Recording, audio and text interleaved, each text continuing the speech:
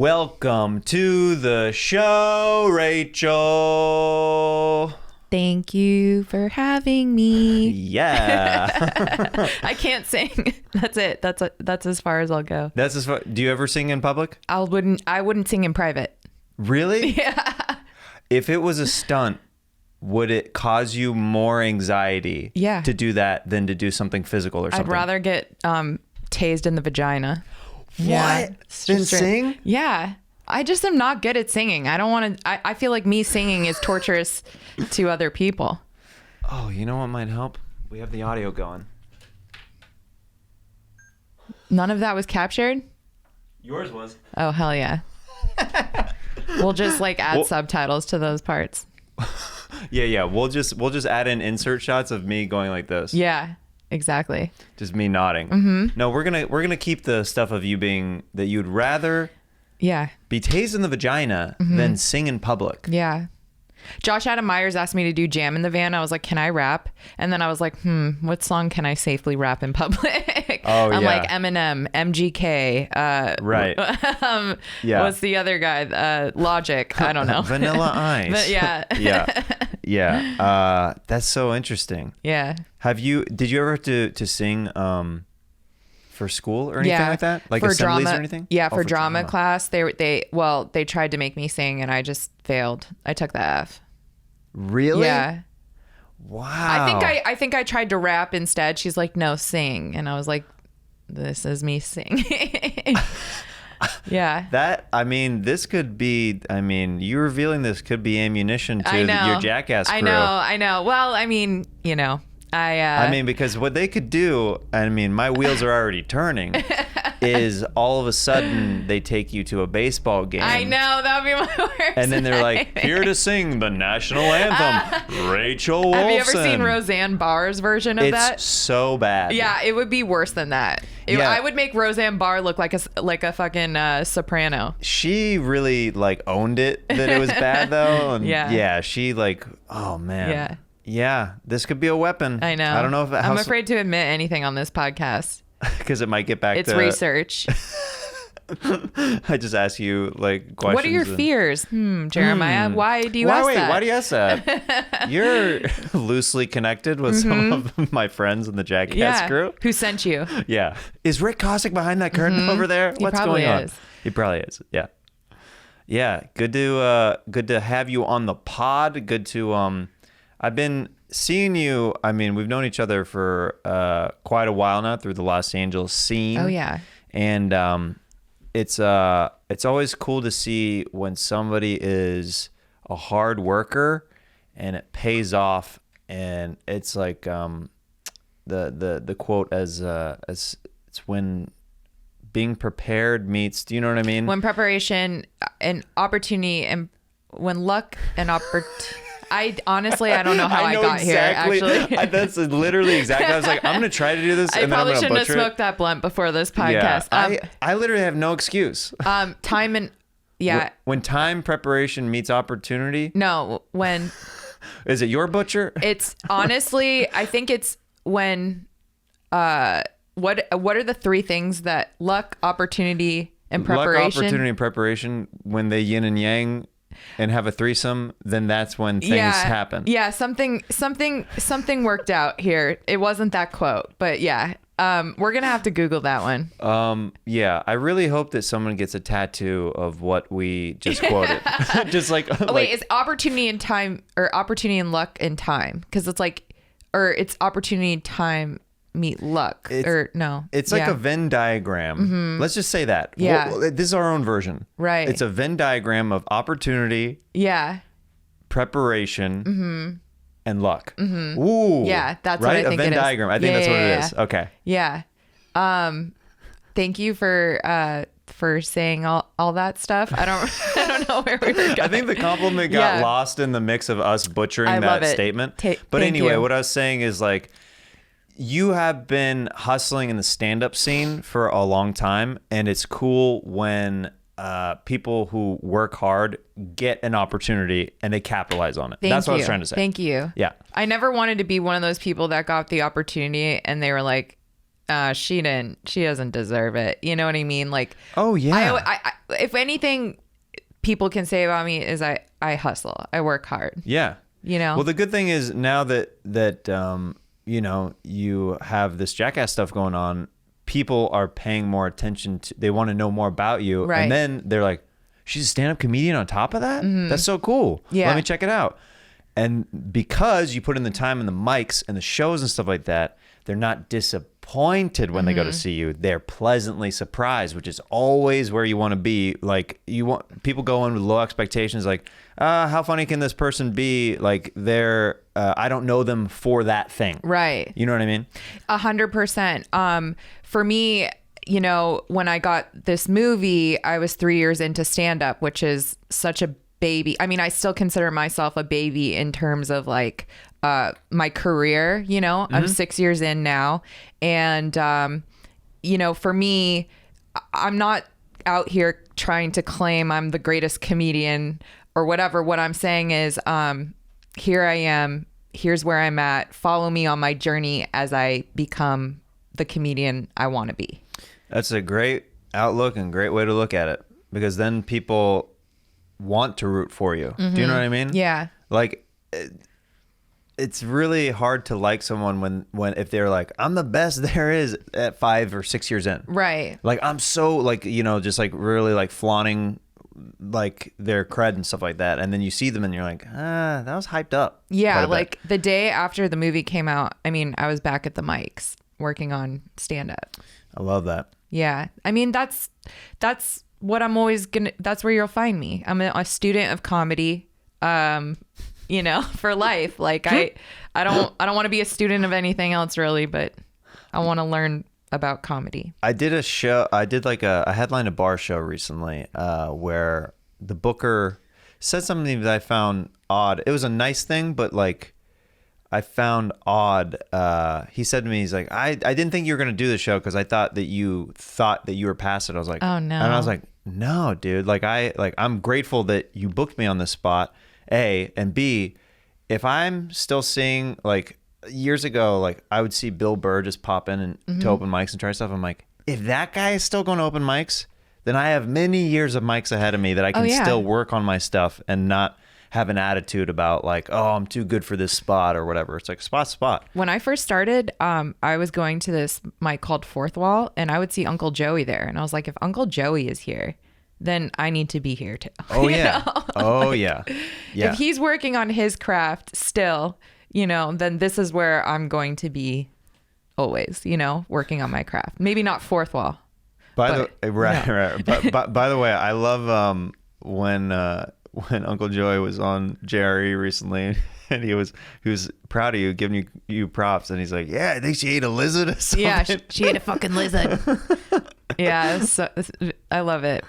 I'll never get that Uncle Joey's voice out of my head with that. Well, he's got an iconic voice, and he's one of those people that everybody respects. So, you know, our family has their own benchmarks for us, like, along the way. But like getting like a sign off from Uncle Joey is like, oh wow, that's so awesome. Huge. Yeah. I know, so grateful. I'm very lucky because I've gotten to have a lot of really good mentors in this game, and that I think that's helpful to a young comic spirit. Yeah. You know. Yeah. Like I have Felipe Esparza. He's a big mentor of mine. He's taken me on the road pretty much like a year into my career. Yeah, that's huge. And as a young comic, like, we need those shows to kind of build the callus, so that we can become stronger comics, you know? Yep. So I feel you on that. I'm very grateful, as you know what it's like to go through this journey. Go through the trenches, man. You know? Yeah. As a kid, were you did you ever do anything like Pratt Falls or anything like that as a kid? Pratt Falls? Yeah. Is that like, I should know what that is? Yeah, It's basically like a fake fall, like falling down. Fall. Yeah, I do stupid shit like that all the time. Yeah. Pratt Fall is nerdy language in physical comedy for like faking a fall. Yeah. Sorry, it's the clinical term. I took all the sexy. I took all the sexiness Pratt out Fall. of it. Yeah, no, I would do dumb stuff. Do you know like who Chris Pratt is? Yeah, is that what it's called? He coined it years ago. Oh wow, I was like, I didn't know if that was his thing, but I didn't want to take it away from him. But yeah, right. I've done. Yeah, I would do. Yeah, I mean, I was a crazy kid. Yeah, I feel like have you, since the movie come out, do you have guys come up to you with a certain energy, kind of like trying to size you up, like, let's see what this girl's all about. Let's see. Do you have any of that, like after shows or anything? What I have are people on Cameo trying to pay me very little money to do weird stuff for them. They want to see me like tase myself in the vagina, or right. I don't know, punch myself in the tits. Come on. Just the classic. It's $25. Why won't you do Actually, it? It's 18 with taxes taken out. Removed. Yeah, it is not 25. It's $18. I was scrolling through some of my Cameo requests. I was like, okay, I might do this, but not for $18. Right. You got to up this a little bit. Some guy asked me to hit him with a truck. That was cool. Did you? No, I would have though if he had the budget. Right. Mm-hmm. And the insurance and stuff like that. I don't care about the insurance. Not my problem. You're like, I don't have to sign anything. No. If it's funny enough, we're going for it. Yeah, let's get the best shot. Yep. Mm-hmm. So there's a mic right there. Yeah. That is it's an effects mic. Okay. So that's the phone. I want to sound like T-Pain. Oh, you do? Yeah. There's a filter for that. What? See? I mean, I bet this would make you feel more comfortable than if you were just like singing normal. Like if you try to sing it all in that filter, then it'll give you a little something. Mm. Even it's tempting, isn't it? It's very tempting. See, it's happening. I just snorted in T-Pain. yeah, exactly. You did a line of T-Pain, and we got a snort going. Let's go, dude. Let's go. Hello, Rachel. Welcome to your worst nightmare. Thank you for having me. But I'm just gonna say you sound pretty good. I sound horrible. I'm at pretty good. There we go. I feel like we're at Sunday service.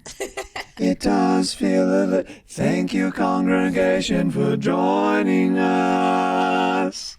Amen. Did you grow up in the church? I grew up in many churches. What do you mean by many churches? Pre-K through 8th grade, I went to a Hebrew school. She went to that Hebrew school. Whoa. Going to that Hebrew school. Whoa. It was pre-K through 8th grade. And then I graduated and went to Catholic school. You started off in the Judaism, then you moved on over to the Catholicism. I'm kind of like a Jew for Jesus, except not. My head is spinning right now. This is what happens when you grow up in Vegas.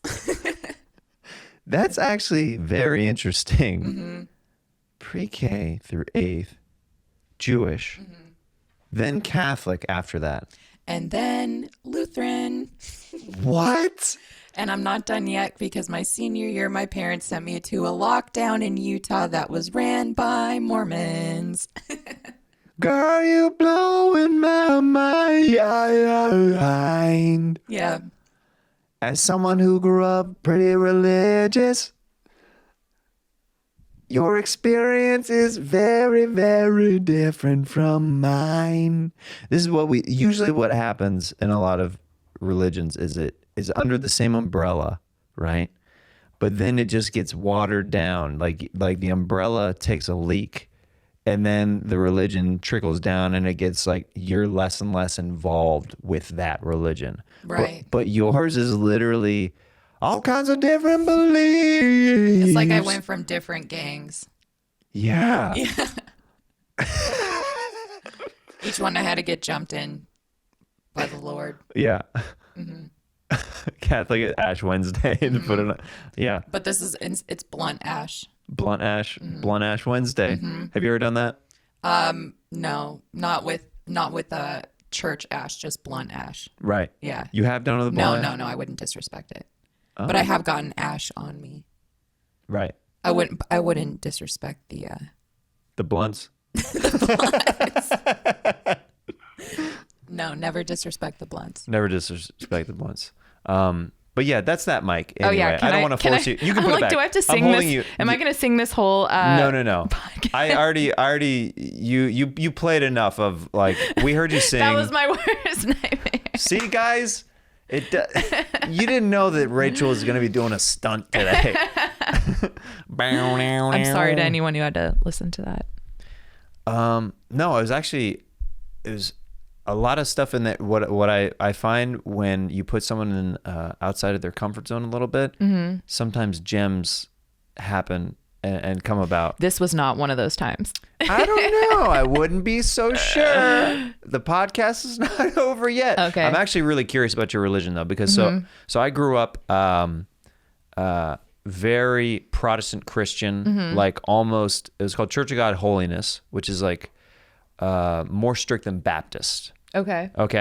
But with and then like eventually like my mom and dad got less and less kind of like into it being that strict basically. Right. So then we went to a Baptist church at some point, and then we went to other churches that were like a non-denominational kind of church and stuff like that. Right. Mm-hmm. But with yours, what was the reasoning behind changing mm-hmm. that much? Because Lutheran to Catholicism is the closest out of those, mm-hmm.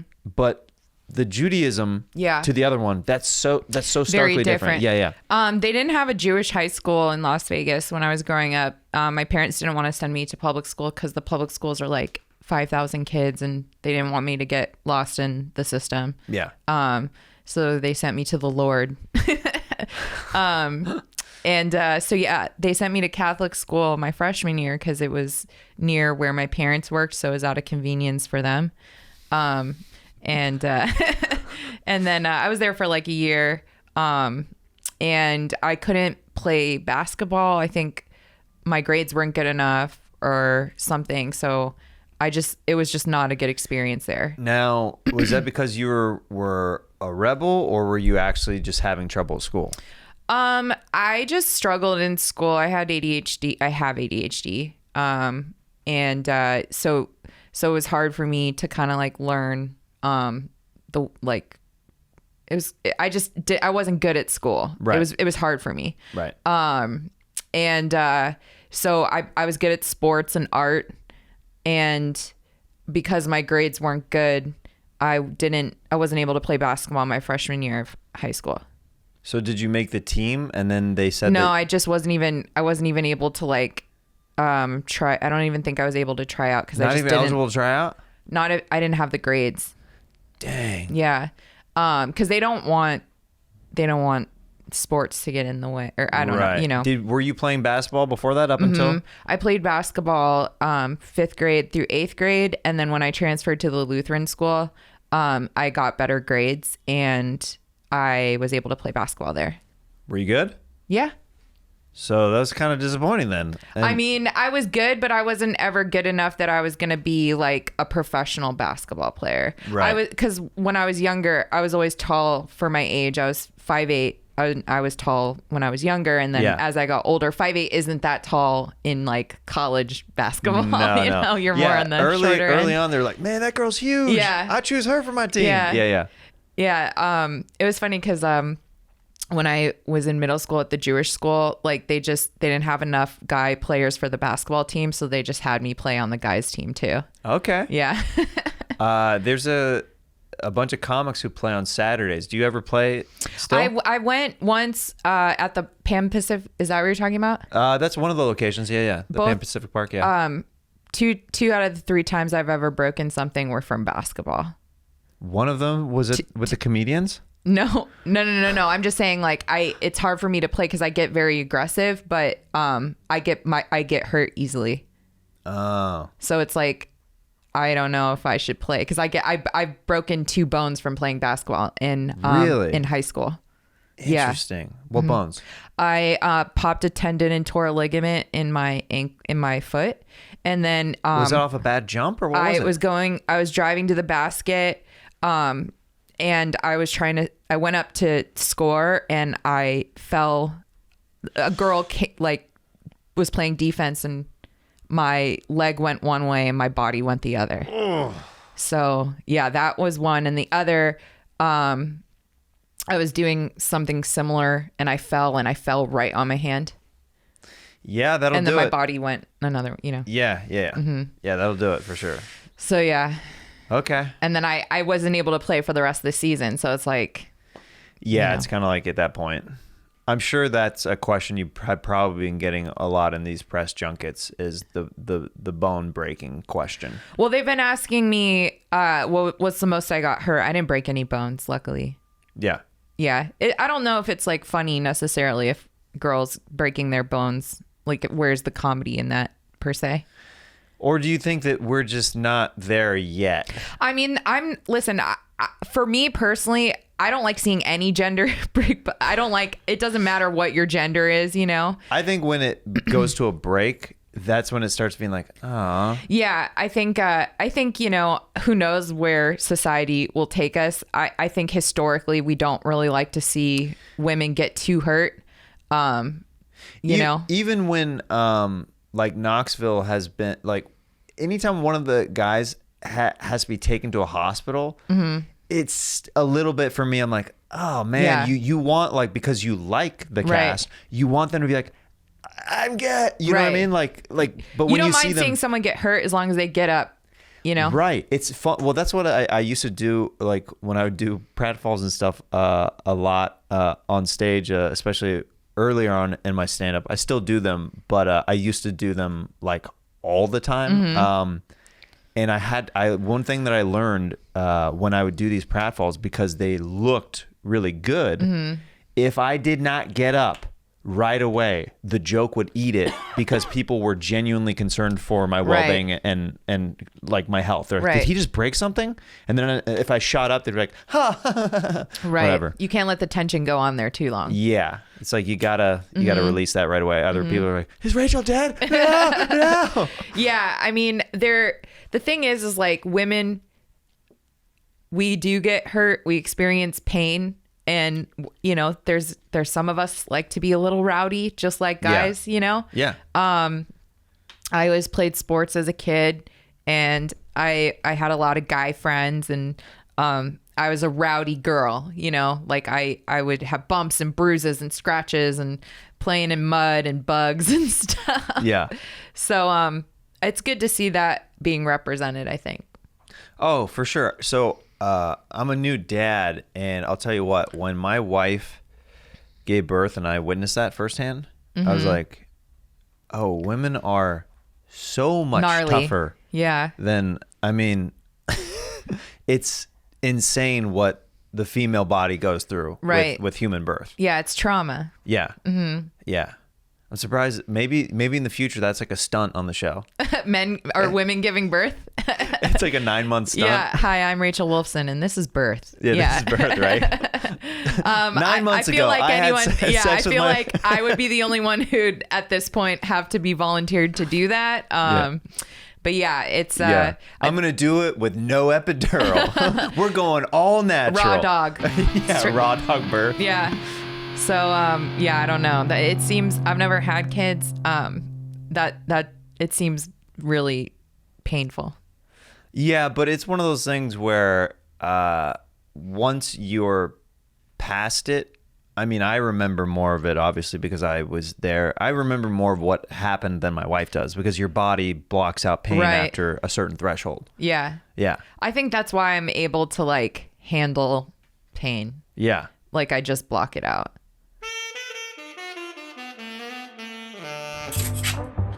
Jeremiah Wonders is brought to you by Caliper. We're really in a world where everything having a great new flavor, including your CBD products. And it's time to try Caliper's dissolvable CBD powder. No flavor, but plenty potent. I mean, I've given this CBD Caliper as gifts to friends, my wife, and everybody says that it calms them down and makes them feel like a kid on a trampoline. Caliper CBD powder acts fast, really fast, like 30 times faster than CBD oil fast. Get the benefits of CBD in just 10 minutes. Caliper is the only clinically proven CBD brand on the market. No more guessing how much CBD you're taking. Their easy to use packages have exactly 20 milligrams each. No fillers, no chemicals, or artificial flavors. Go to flavorless with Caliper CBD and get 20% off your first order when you use promo code Jeremiah at trycaliper.com/Jeremiah. Try it risk-free for 30 days. If you don't love it, they'll give you a full refund. That's trycaliper.com/Jeremiah. Don't forget promo code Jeremiah for 20% off your first order. Let's get back into this episode of Jeremiah Wonders with my pal, Rachel Wolfson. Yeah. Well, there was a couple questions about your pain tolerance that maybe we'll get into right now. Yeah. Because I'm actually, let's get into this next segment. It's called Fanning Out. Only fans. Only fanning out. Fanning out. Questions from fans. I'm so OCD with certain things. And because I had to check if yours was still recording, because like once I get that in my head, I'm like, oh no, I hate that feeling. I had to get it out. I had to. I'm glad you did. Yeah, I got it out because like I always hit record on mine at the beginning and I didn't for whatever reason. So I was like, okay. It's like leaving the flat iron on. Are you going to burn down the house or what? Do you know how many times I've left my flat iron on? I'm sure this is relatable. No, it'd be, my mom would dwell on this when we were kids with my dad. She'd go, Ken, did you close the garage door or did I? It was constant. And then like we'd be gone for 20 minutes. She's like, what if we didn't close it? Yep. And I'm like, oh. Did you have to turn back around? And we had to in the past. Yeah, we had to turn back around. And then like, of course it was shut, but 1 out of 100 times it would be open. Oh no. So then it was like, no, this isn't like it's just enough to keep propelling that OCD a little bit. Oh yeah. This one comes from, going off of some of the pain threshold stuff. Ian Ira Russo on I know on Ian Twitter. Russo. He's a comedian. Ian Russo. Yeah. Oh, Ian Russo. I know Ian, I believe so. Did licking the electric lollipop hurt? Like she barely flinched. It was impressive. Mm-hmm. I'm also curious if they had a guy on set ready to immediately administer scorpion antidote. Both great questions, Ian. Licking the taser, it was really uncomfortable. It felt like sticking your tongue in an electric socket. Mm-hmm. It was, I totally understand why people don't like being tased. Yeah.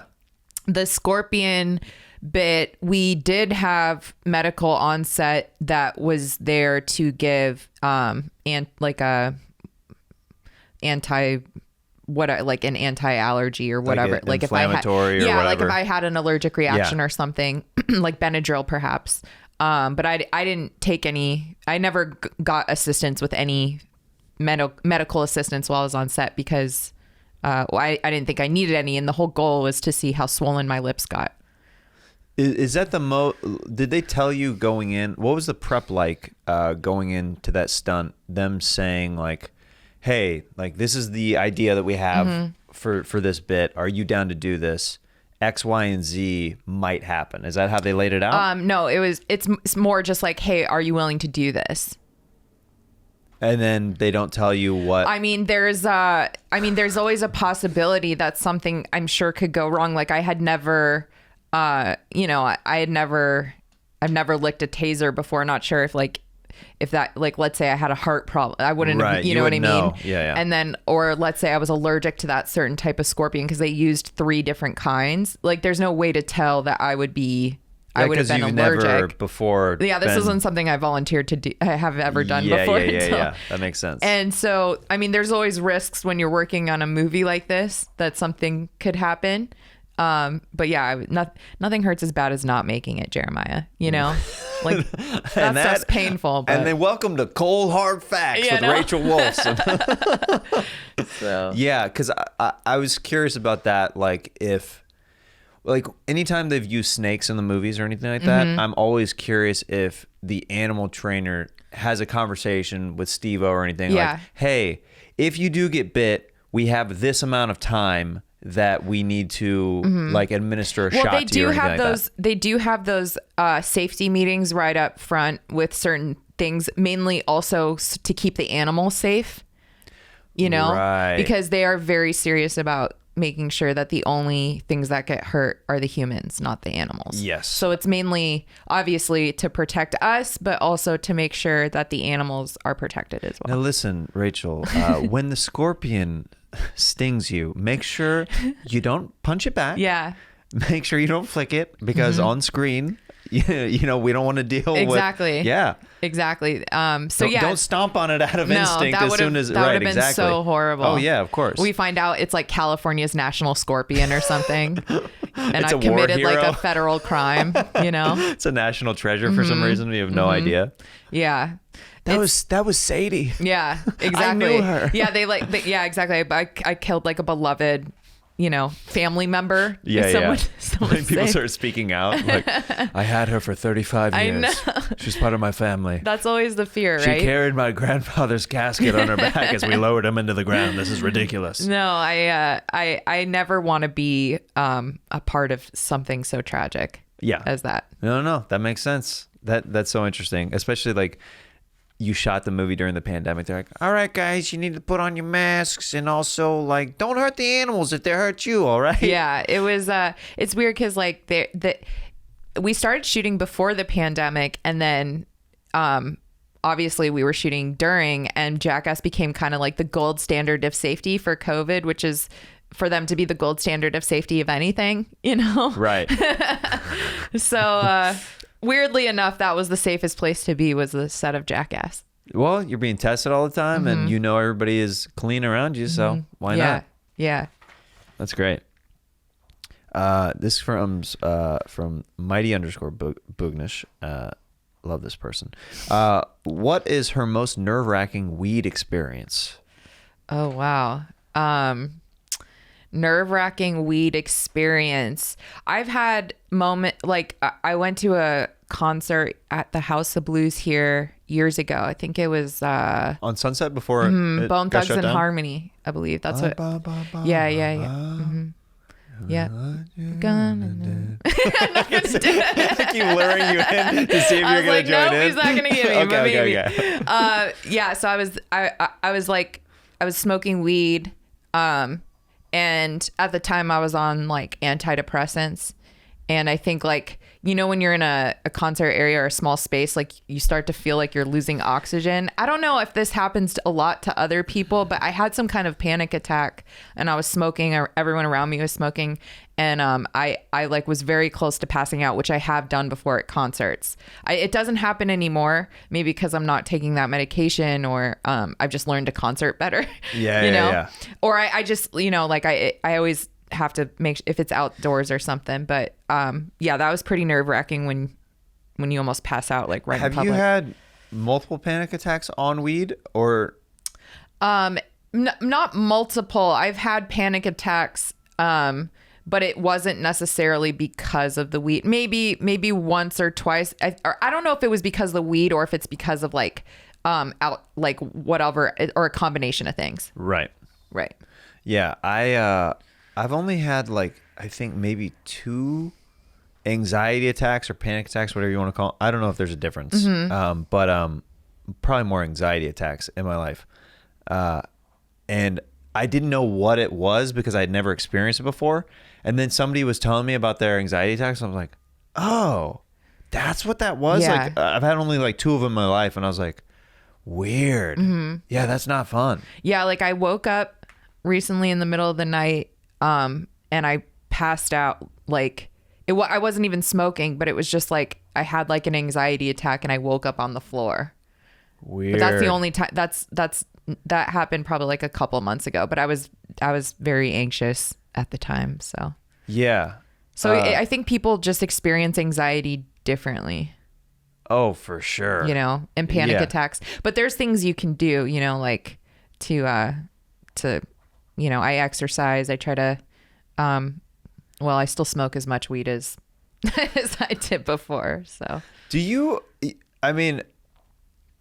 munchies when you do? Yeah. Because you stay thin. I don't feel thin right now. I actually feel pretty heavy, but I work out. Like I work out pretty consistently. Yeah. I think when you smoke for a long time, you kind of get used to the munchie type, like that sensation. So you don't have to pounce on it as much. Right. Like it's just more of just like a byproduct of yeah.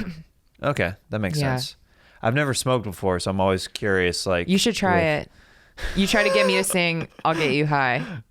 That's my stunt. Yeah. Jeremiah tries weed. Yeah. We love it. Cue music. Okay. This is an odd question, but we'll go for it. Okay. Pieface47 on Twitter says, Rachel, how long do you think it would take for Steve-O to puke if he was strapped in a chair in a kitchen surrounded by 5 microwaves, turned on 5 minutes, and the contents in each are a used diaper of Preston Lacey, a slab of salmon, Munster cheese, falafel, and your socks? Oh, wow.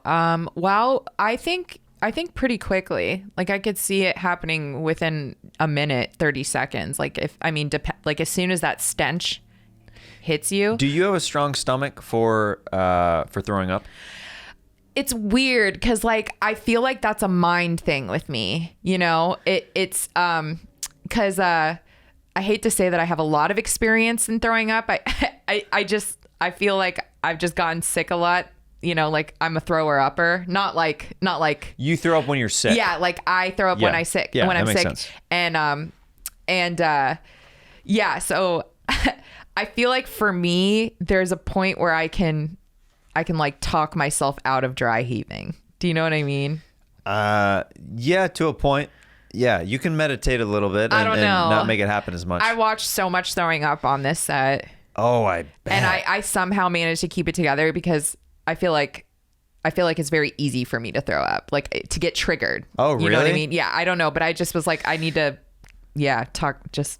I gag a lot, but it's very rare that I actually throw up. When I have had food poisoning, I usually have to stick a finger or something, and literally it takes a lot because my stomach's like, nah, man, why are you throwing up perfectly good food? Right. Like, what are you doing? And then I've eventually, like before some shows and stuff, I've like forced myself to throw up, and then I feel better, and then I'll do the show, and then I'll be like, oh, I have something wrong with me. Like that's what I'm saying is like I have it all ties into the anxiety and nerves and stuff. So like that's why I feel like I have like a weak stomach in that sense. Right. But I actually ended up going to the hospital while we were shooting Jackass for food poisoning. Like it had nothing to do with the film. Oh, really? But we were in the middle of shooting, and like I ended up in the hospital one night. Was it something on set or randomly? No. It was nothing on set. It was something I ate off set. Oh man. Yeah.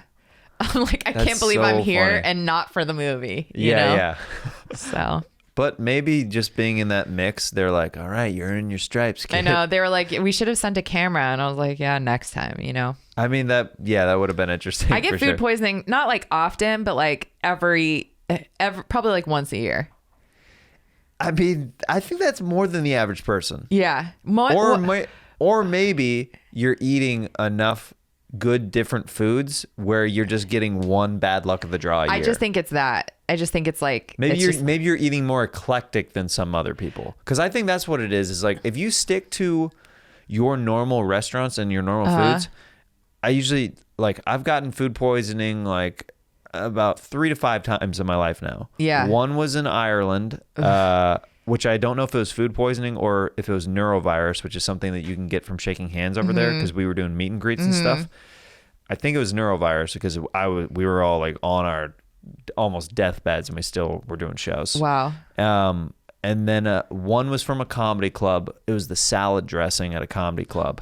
Sounds about right. Yep. I was trying to be healthy. Yeah. I was like trying to do it. Nope. And then, of course it bit me. I was like, I should have had the freaking burger, the frozen burger that they thought out of that They kill the bacteria when they cook it. Exactly. And if it's salad, it's something like with mayonnaise or something in it. Yeah. And if it's just sitting out, it's like, ugh. Yeah. Not a good comment. We both start uncontrollably I feel vomiting. like I'm gonna throw up. Okay, no. Perfect. This comes from Christian F4401. I'm sure you've gotten this question a lot. Were there any major pressures being the first female Jackass star? What was it like around all the guys? I never felt necessarily pressure because of my gender per se. I felt the pressure because I was new and I was coming into this family that had, they've been around each other for many, many years. And so I knew that I was there for a reason. So that it wasn't necessarily about being a female. It was like, okay, I want to prove myself that I can be a jackass too, and being around the guys was amazing. Some of the best moments of my life, just getting to know them and spending time with them. And because I grew up watching these guys on TV, I was an MTV kid. I grew up watching Jackass. So it really was so surreal. I met my heroes and they're awesome, That's the best. That's right. The best to hear that. Did you say yes to every stunt that got propositioned to you? Was there any that you're like, eh? I said yes to everything they asked me. I knew what I was getting myself into essentially when I agreed to come be a part of this. So I was like, no matter what, I'm going to say yes because I trust them. I think that's dangerous, but to me, they're comedy geniuses. So I'm always coming from a place of it's going to be funny, and that's what the goal is, to get the best shot.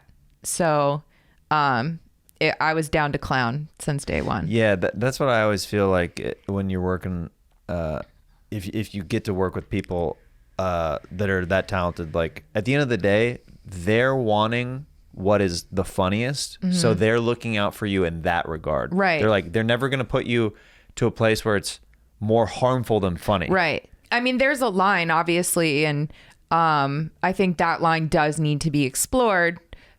And also, I just always want to come from a place of funny, of comedy. So I'll tell you what, I felt like Danger Aaron went the hardest in Jackass Forever. Oh yeah, he crushed. He literally it. I was like, because he's great in the other movies, but I really felt like he was like, no, I'll do that. Yeah. I felt like he went out of his way to be like, I'm going to do some of the crazy stuff, because in some of the other movies, he's not featured as much. And I was like, he is one of the main guys in Jackass Forever. It's really cool to see how each of these guys have came into their own as men, as they're older now. And there's something funny to older men. I mean, not older, but watching these guys grow up, right? Oh, and watching totally. and I mean, they really comedically have come into their own in each in their own individual ways. They are all so funny, every single one of them. And it was really cool to see Aaron become the superstar in this movie, because you're right. I think in the other ones, he was not as prominent as he was in Forever. He literally, I texted him after the fact. I was like, dude, you destroyed this. Even though Terror Taxi is one of the greatest stunts of all time. I know. But I mean, I think it was like watching all of the best of Terror Taxi in Forever. You know what I mean? The best of Aaron. So do you feel linked kind of for life with Zach and Jasper and Poopies and those guys, since you guys are kind of the new crew that are going into this? Oh, those are my bros. Yeah. We got Manaka. He's in the UK. We got Jasper, Zach, Poopies. I mean, these are my bros. Yeah. We went through something crazy. Yeah. Your own trauma bonding camp together. Yeah. And I love them all so much. They picked such a good group of guys to to bring on, and I just feel lucky that I got to be a part of it. Yeah. It's dope. I'm a genuine fan of the franchise and of your performance and everything in the movie. So it was cool. It was very cool to see, just as like a peer and as a friend. I was like, it made me so proud and happy. Like it was awesome. That means a lot. Thank you, Jeremiah. Absolutely. And it was cool that we got to freaking we saw it together at the Grove. At the Grove with Rick and Zach and Jasper and Dark Shark. Oh my God, Dark Shark also is one of the funniest. Oh my goodness. In Forever as well. And I can't wait until 4.5 comes out, because I think people are going to be just as stoked on that. Do you have some fun stuff in 4.5? I have stuff in 4.5. It's all fun stuff. So yeah, I mean, I'm just excited. I'm just excited for people to see what we put together. Oh, all of the 0.5s have been really fun in the past. Oh yeah, this one is just as good. Yeah, that makes me so excited. It's crazy because it's like I feel like they're both so good. So I mean, Forever was good. So I think I'm excited. Oh well, I mean, it's so interesting to me, just like as a director, what Tremaine decides to be like. This is for the main, but then the 0.5, like, because some of the 0.5 stuff end up being some of my favorite stunts and stuff like that. Some people might like the 0.5s more than the regular version. I think some people like the documentary style and that kind of vibe. But yeah. This one comes from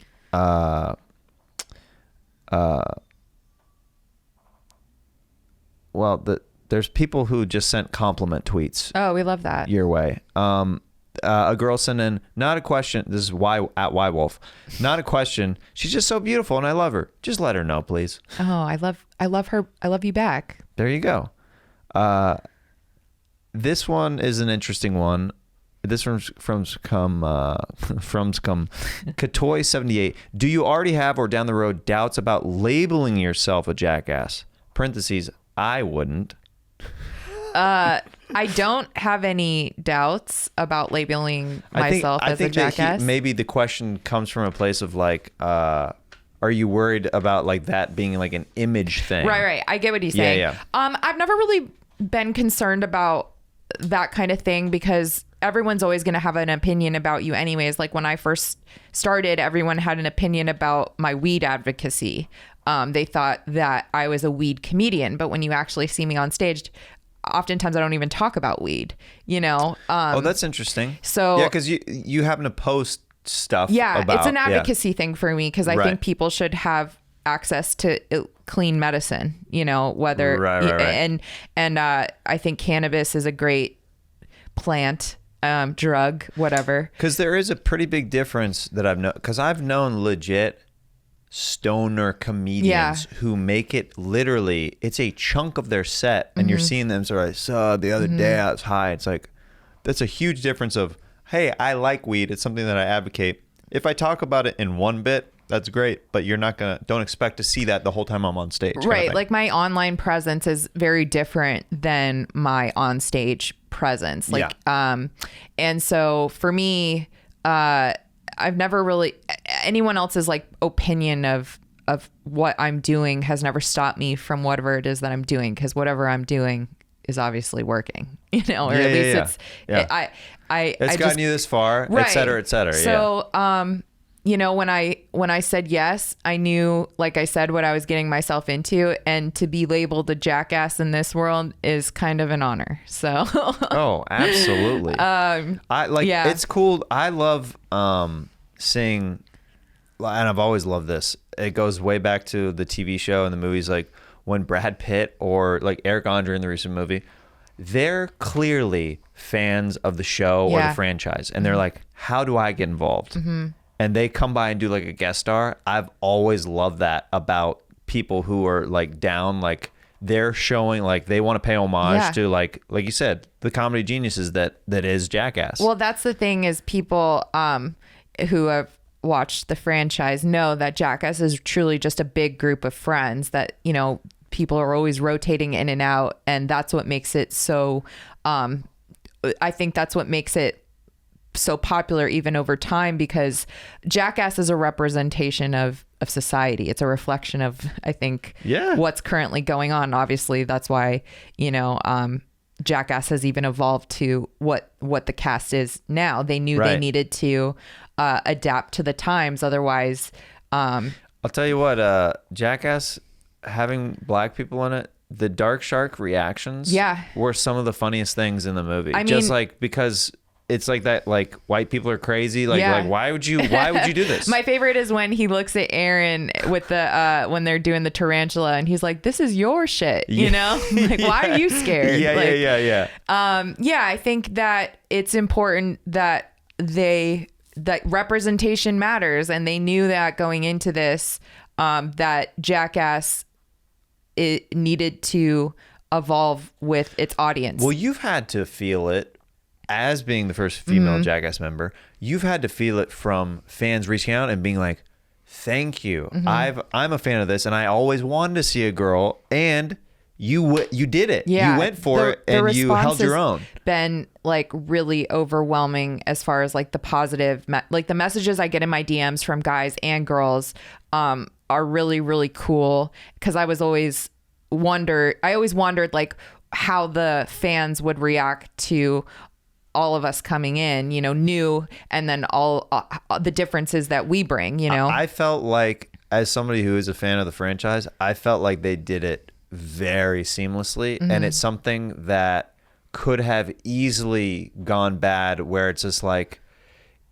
it looked like it could have looked easily like the cast was not like so-and-so passing the torch or welcoming people in, but they were being forced to be with new people who they didn't want to be with. And everybody in the cast gels really well. It's fun. That was something that they really took particular, like when we came in, so they all got to throw names into the hat for new cast members. Oh, cool. All the OGs. Yeah. And so when they had us come in for a test shoot, that was one of the things they wanted to see, was the chemistry between us, old and new cast. I mean, they were always, I think Knoxville mentioned when they were bringing up doing another movie, that they had in mind bringing on a new cast. That was always part of the plan per se. So when we shot the first day of the test shoot, I remember them quickly, you could see pretty quickly them realizing that there's something here to this. Yeah. And that, because a lot of the footage that you see in the movie are from the test shoot. Really? There were 2 days of test shooting, and there's a bunch of content that made it in there. Now, were there other girls who they were auditioning? Natalie Palamides and Courtney Peruso. I think they're in some of the, they're right? They're improv comedians, physical, like they're very into, they do some really crazy Jackass style. If you see what they do, it's appropriate, it fits the vibe. And they're both really, really cool girls. And I got to meet them. I met them once, but yeah, I don't know. That's cool. Yeah. Let's get into this next segment. Let's do it. We have 2 segments left. We're going to do the segment called Wig right now. Wig. Damn it, Chester. Damn it, Chester. I left you a note. I told you not to eat my beets. Well, I didn't see that your name was on it or anything like that. I literally, it says Tanya's beets. Don't eat. Are you? I understand you're trying to get your rap career off the ground, but it's not working with these notes. I thought that it was something. I thought it was lyrics to one of your songs. I didn't realize that it was actually like one of. It is lyrics to my song, and it's also a note for you. Please don't eat my beets. Okay, so I'm just confused here. I'm trying to figure things out. Like, am I not supposed to eat the beets? And I can't eat your meat in the fridge either? Please don't eat my beets or my meat. Please respect my feet. Respect your feet? What does that have to do with what's in the fridge? This is just, I'm working on my rap career. Okay, listen, Tanya, all right? when you come at me with rap lyrics, I can't take you seriously about roommate stuff, all right? You've been doing this to me for a while where you start rapping at things about me, but I think it's one of your songs, but then you're actually requesting real things that you want out of me. Chester, quit being a pester. See, I can't tell if you are freestyling right now or if that's like, am I actually pestering you lately? I'm being for real.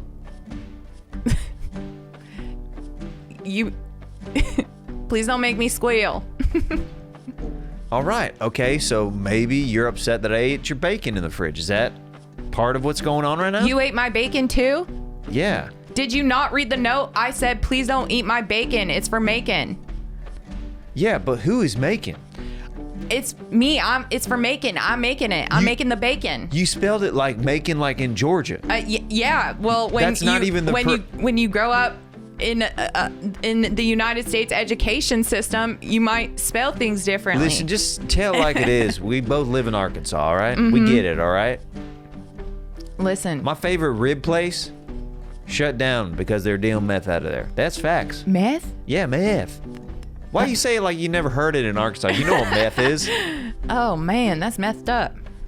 See, I don't understand like lyrically, like it seems like you're trying to work out stuff and I don't quite grasp like what you're saying to me. I wish you'd just be more direct with me because I can't tell if you're singing at me or rapping at me or if it's something that you want out of me. Chester? Yes, Tanya? Please don't eat my beats. Please don't. Okay, thank you. That's all. Please don't make me repeat. See, you're like a Nurse Seuss because where I come from, women can't be doctors. Oh. Yeah, I said it. Yeah, Dr. Seuss was a man where I come from. That is the most repulsive thing I have ever heard. Is it really the most repulsive thing you ever heard that I think that Dr. Seuss is a man and a man's job only? I think Dr. Seuss, I was just saying right now, I think Dr. Seuss can rhyme better than your ass. Oh, wow. You done pissed me off. You done feathering that hair, Tanya? Good God. What is going on over there? I feel like I can't see between my bangs, Chester. You can't see between your bangs? I feel like I need a... I feel like I need windshield wipers for my bangs. Oh, to clear the palate off your forehead? I'm serious. Do you need a barrette or a clip or something? I would love a beret. Why do you look like a human Shih Tzu right now? What is happening? I would love to be someone's human Shih Tzu. You would love to be someone's human Shih Tzu? I would love to die, come back, and be someone's human Shih Tzu. That's what you believe? If you have good karma, that you're going to come back as someone's Shih Tzu? I would love to be someone's lap dog. Really? Mm-hmm. Better than a human dog. I don't know. Whatever it takes for me to get a better wig. All right. Well, I'm glad we had this conversation. Honestly, please just stop eating the food in my fridge. That's all you need to say to me, Tanya. Okay? That's all you need to say. I'm sorry, my rap career is personally affecting you. It's more like a Reynolds rap career right now. I don't know what's going on. You keep talking about food. You keep talking about rap lyrics. I don't know what's happening. I don't know. I think there's something in the beats. Did you hear that squirrel running across the roof? That straight Was that a squirrel? Me. Or raccoon? Or tonight's dinner.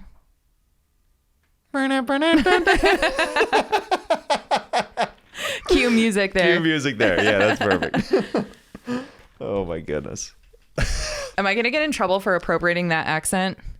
No, good grief. Somebody posted on one of my things recently. They're like, oh, you're making fun of the South. I'm like, can we just shut up? Okay, so my mom is from Savannah, Georgia, so I feel like I can... I'm from Kansas. I have family in Mississippi. Oh, yeah. Why are we even having to justify voices? They're voices. It's silly. Yeah. It's so silly. If you're just doing the voice, I mean, like, where's the line at that point? Like, I'm not about, saying anything, whatever. Not going to get into that, but. Yeah, for sure.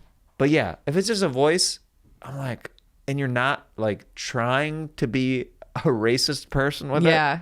You're doing a character. Yeah. It's we can't silly. have characters anymore. Remember when we used to have characters? You're being ageist right now. You did an old person's voice. Oh! True. You're appropriating time. So this is the final segment of the podcast. It is called Sax Talk. Oh. Sax Talk. The year was 7th grade.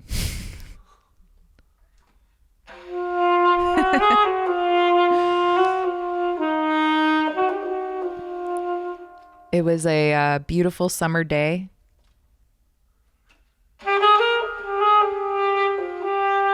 And my friends had just asked me if I wanted to go to the movies.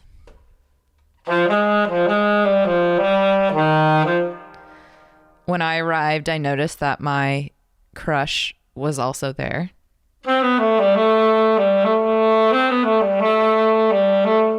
And we spent the entire movie making out. Yeah. I don't even remember what the movie was, but I do remember he tasted like popcorn.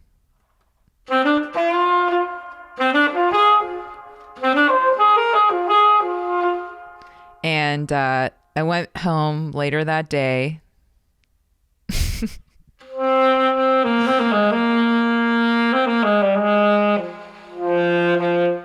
And my mom came home and she came upstairs and asked me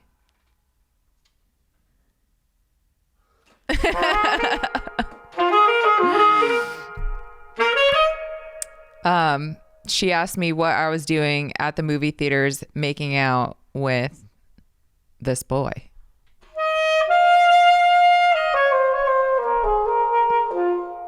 And this was before the internet. So I had somehow gotten caught making out with a boy in 7th grade before the internet, and I still don't know to this day how that happened. And I was grounded for a long time. And that's the tale of how I got caught making out with a boy in 7th grade before the internet.